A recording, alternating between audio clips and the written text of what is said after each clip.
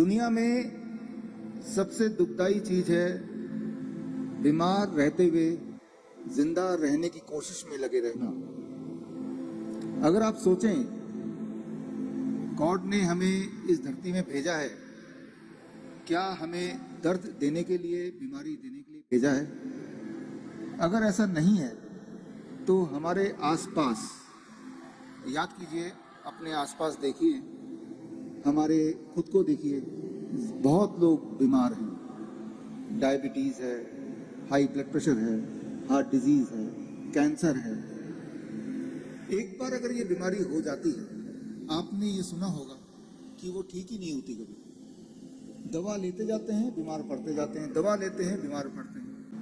पूरे दुनिया में ऐसा एक भी इंसान नहीं मिलेगा जो ये बोले कि मैंने डायबिटीज़ की दवा ले ली, अब मैं पूरी तरह ठीक हो गया, या मैंने ब्लड प्रेशर की दवा काफ़ी समय तक ली, अब मैं ठीक हो गया, या मैंने हार्ट की दवा ली, मैं ठीक हो गया, या मैंने कीमोथेरेपी कराई, अब मैं ठीक हो गया। ठीक होने का नाम ही नहीं लेते। फिर वो इंसान सोचता है कि मुझे बीमारी के साथ ही जीना है। लेकिन फिर भी एक बार सोचिए, अगर हम यहाँ बीमार हैं, ठीक होने का कोई ना कोई तो इंसान होगा, कोई ना कोई तो तरीका होगा। और जो तरीके हमारे पास अभी दिखाई दे रहे हैं दवाई खाने का, वो तरीका काम तो नहीं कर रहा। अगर काम कर रहा होता तो पूरे दुनिया में कम से कम एक इंसान तो उस दवाई को खाने के बाद ठीक हो जाता। अगर तो ऐसा कोई इंसान आपको मिले तो आप मुझसे मिलाइए। दरअसल दवाइयों से इंसान ठीक हो ही नहीं सकता।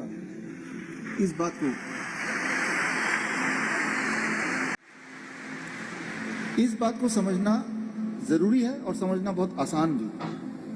दवाइयों से इंसान ठीक क्यों नहीं हो सकता? इंसान उसी चीज से ठीक हो सकता है जो गॉड की बनाई हुई चीज है। दवाई इंसान की बनाई हुई चीज है। इस बात को थोड़ा आसान भाषा में मैं आपको समझाना चाहता हूँ।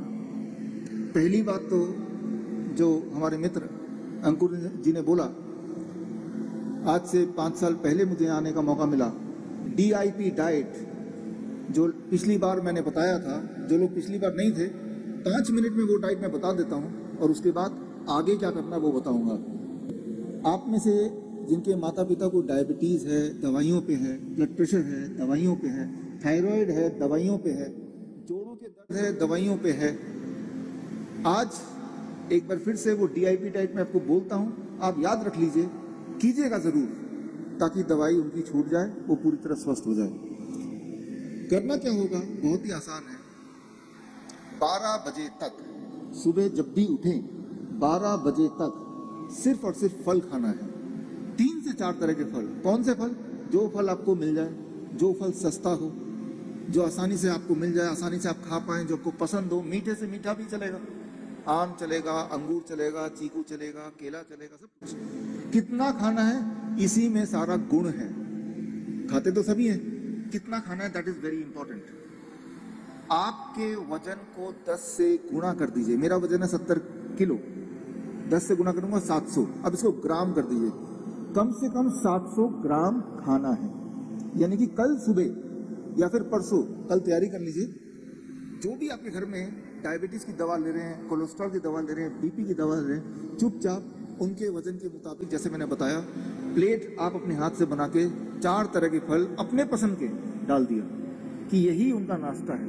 उससे भूख नहीं मिट रही तो क्वांटिटी बढ़ सकती है जितनी चाहे, लेकिन 700 ग्राम तो खाना ही है। मेरे लिए 70 kg, 60 kg तो कम से कम 600 ग्राम तो खाना ही है। उसके अलावा कुछ नहीं खाना है 12 बजे तक। रोटी, सब्जी, ब्रेड, नूडल, चाय, कुछ नहीं। 12 बजे अब आता है लंच, दोपहर का खाना। पहले प्लेट 1 में सलाद खाना है। कितना? आपके वजन इंटू 5। मेरा वजन है 70 kg इंटू 5, 350 ग्राम। 350 ग्राम से कम खाऊंगा तो वो खाना है, 350 ग्राम या उससे अधिक खाऊंगा तो वो दवा है। खाना दवा बन गया। सलाद, टमाटर, खीरा, मूली, गाजर,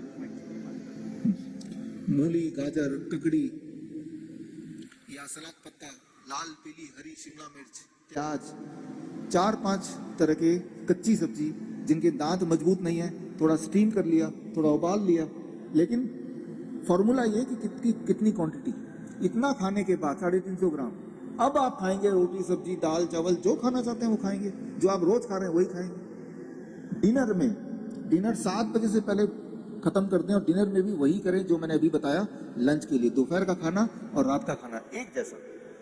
2 चीज छोड़ दें, एक जो चीज फैक्ट्री से निकल के आती है, बिस्किट ब्रेड पैक चीजें, राइट, या जो चीज जानवरों से निकल के आती है, दूध दही लस्सी मक्खन घी पनीर छाछ चिकन अंडा, छोड़ दें। जैसे ही आप ये करेंगे, जो लोग डायबिटीज के पेशेंट हैं, तीसरे दिन तक उनका ब्लड शुगर ऐसे नीचे जाने लगेगा, उनकी मजबूरी हो जाएगी गोलियों को दवाइयों को छोड़ना या कम करना। इंसुलिन है तो इंसुलिन पर 40% कम करना पड़ेगा, नहीं तो वो बहुत नीचे चला जाएगा। जो लोग ब्लड प्रेशर की दवाई ले रहे थे काफी सालों से, 1 हफ्ते के अगर करेंगे तो उनका ब्लड प्रेशर की दवाई कम करनी पड़ेगी, नहीं तो ब्लड प्रेशर नीचे चला जाएगा। जिनको सिस्ट है, ये डाइट से सिस्ट भी गायब हो जाती है। डाइट से जब करेंगे धीरे धीरे सिस्ट कम होगा, डिजॉल्व होगा करते करते। और पथरियां भी, स्टोन है सिस्ट है, वो गायब, वो कम होती खत्म हो जाएगा। और जो आपको पेन, मान लो सैलेड है, लोग बोलते हैं कि हम फ्रूट कहाँ से खाएं, हम इतना नहीं अफोर्ड कर सकते, या फ्रूट को या सैलेड को, कि जो ब्रेन के पेशेंट हैं अगर वो कनक खाना छोड़ दें, आटा खाना छोड़ दें, तो वो हील हो जाते हैं। सिर्फ कनक खाने से लोग बीमार हैं, सिर्फ गेहूं की रोटी खाने से। गेहूं, और वो सिस्टर बता रहे थे कि गेहूं 1901 के बाद बोई जानी शुरू की, कमर्शियलाइज हो गई, और उससे पहले लोग जो थे वो मोटा अनाज खाते थे, कोदरे की रोटी है ना, बाजरा और क्या क्या होता है, रागी बाजरा कुट्टू चना जौ। सुनो मेरी बात, अब जो मुझे मालूम नहीं, कोदरे का आटा और गेहूं के आटे में फर्क है, महंगा है कोदरे का बहुत? नहीं है, महंगा नहीं है, सेम रेट है ना। कम से कम अगर मुझे हेल्थी रहना है, अगर आपको हेल्थी रहना है, आटे को गेहूं को अपनी जिंदगी से निकाल दो, दूसरी रोटी ऐड कर दो, आप बॉडी में फर्क देखना कितना होगा। कि अगर आपको हीलिंग करनी है, आपको पथरी गायब करनी है, आपको सिस्ट गायब करनी है, 7 बजे के बाद खाना बंद कर दो। आपने कहा 7 बजे कि 7 रात को, वो क्यों? ये एक बहुत इंपॉर्टेंट बात है, इसको समझना जरूरी है। आपको खाना है 7 AM to 7 PM, 7 बजे से 7 बजे तक। अब जो 7 PM शाम को 7 बजे से लेके अगले दिन सुबह 7 बजे तक जब नहीं खाएंगे, जैसे फास्टिंग बोल सकते हैं, आपने कुछ खाया नहीं, याद रखिए आपका बॉडी लगातार उसको खाना चाहिए, जब आप खा नहीं रहे तब भी। तो क्योंकि आप खाना नहीं खा रहे हैं, तो बॉडी क्या करती है, आपके अंदर जो सिस्ट बना हुआ है, स्टोन बना हुआ है, उस स्टोन को अगर आप निकाल के माइक्रोस्कोप में देखेंगे तो उसके अंदर कैल्शियम मिलेगा, मैग्नीशियम मिलेगा, विटामिन मिलेगा, प्रोटीन मिलेगा, वो सारी चीजें जो बॉडी को जरूरत है, वो कोई खराब चीज नहीं है। तो जब खाना नहीं खाते हैं तो बॉडी को न्यूट्रिशन कहाँ से मिलता है? बॉडी उस स्टोन को तोड़ के उसमें से न्यूट्रिशन निकालता है और उसको अपने लिए यूज करता है। तो इसे कहते हैं साइंटिफिक भाषा में ऑटोफेजी।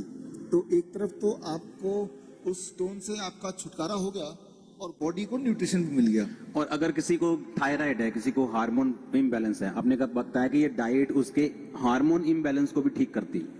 हार्मोन इम्बैलेंस को ठीक करती है। किसी को मान लो थायराइड है और थायराइड की गोलियों पे है, हाँ। आपको सिर्फ इतना करना है, डाइट तो लेना ही है, महीने में एक बार, 1 महीने बाद आपको थायराइड टेस्ट कराना है, और जैसे जैसे थायराइड नॉर्मलाइज होता जाएगा वैसे वैसे डॉक्टर की सलाह के साथ दवाइयों को धीरे धीरे हटाना भी जरूरी है। थायराइड में 3 महीना नॉर्मली लग जाता है लोगों को दवाई से छुटकारा पाने में।